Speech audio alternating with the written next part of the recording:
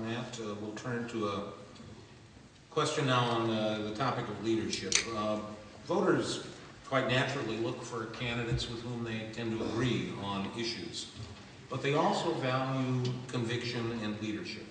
They admire politicians who stand up for what they believe in even when they disagree with those politicians. One thinks of the late Senator Wellstone and the wide respect he had among people who agreed with him on most everything and people who disagreed with him on a great many things.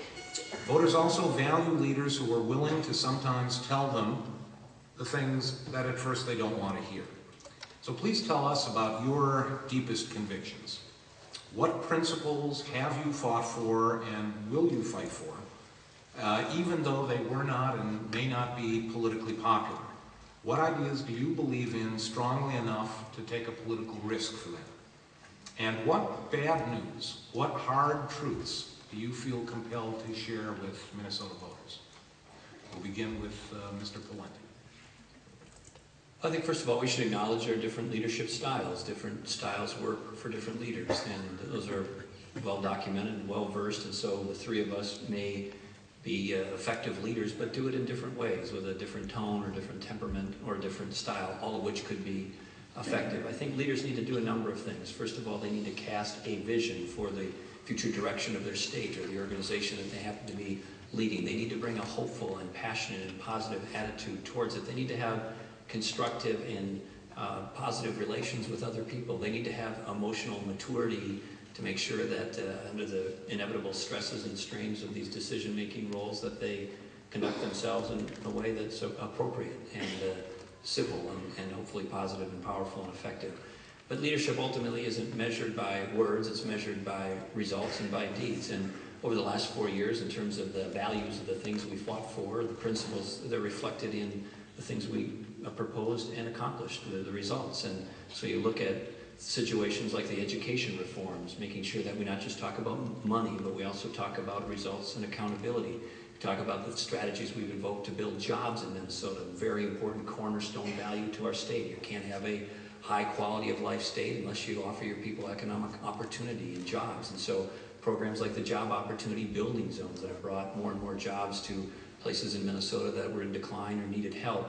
Having Minnesota lead the nation, saying it's not appropriate from a Minnesota value standpoint to be polluting more and to not be forward-looking on energy. So we have the nation-leading set of reforms and initiatives on renewable energy and things like cleaning up the mercury in Minnesota. The Sierra Club said our proposal was the best in the nation after we brought together stakeholders all the way from business to quite active environmental groups. And we'll continue this. I'm out of time, but I guess I'll get another 2 minutes shortly.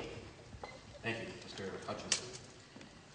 I think the most important conviction that I bring to this work is from experience. I've spent the last, well, pretty much my whole career, but especially the last 15 years in my work, helping governments of all kinds, states, local governments, schools, and counties, and so on, address the problem of reforming themselves so they can do better. And the most important thing I've learned in that process, or probably been reminded of, is the importance of believing in and trusting the citizens. Believing in and trusting the citizens. It's too easy for people in government to think they know better, for the experts to talk about what's right and what's wrong. And I've had my faith in us as citizens reinforced time and time and time again when I have the opportunity to sit with a group of citizens and just ask, what do you want from your government? What do you think about your government? How can your government work better? And hear them say, you know, one of the main things I want from my government, I just want them to tell me the truth. I want them to believe I can handle the facts.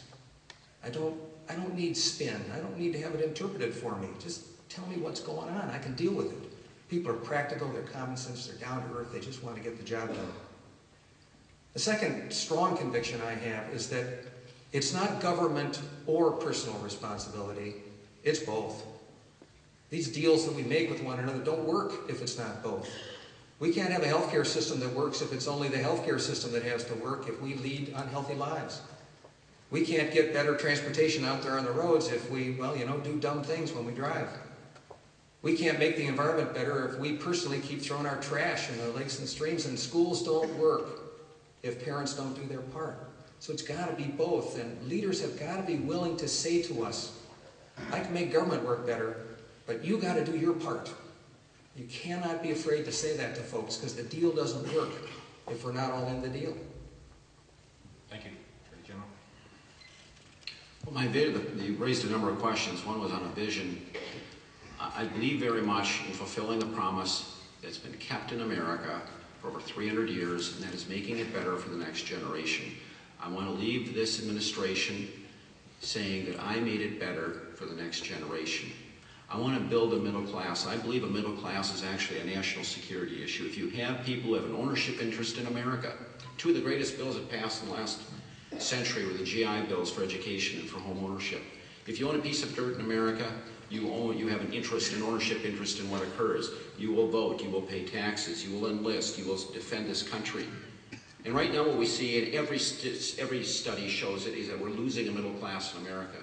And I will fight to the death to make sure we build that thing. Everything I do will be dedicated to that. As Attorney General, I think I've stood up for the little guy on many occasions, and many times when it was unpopular.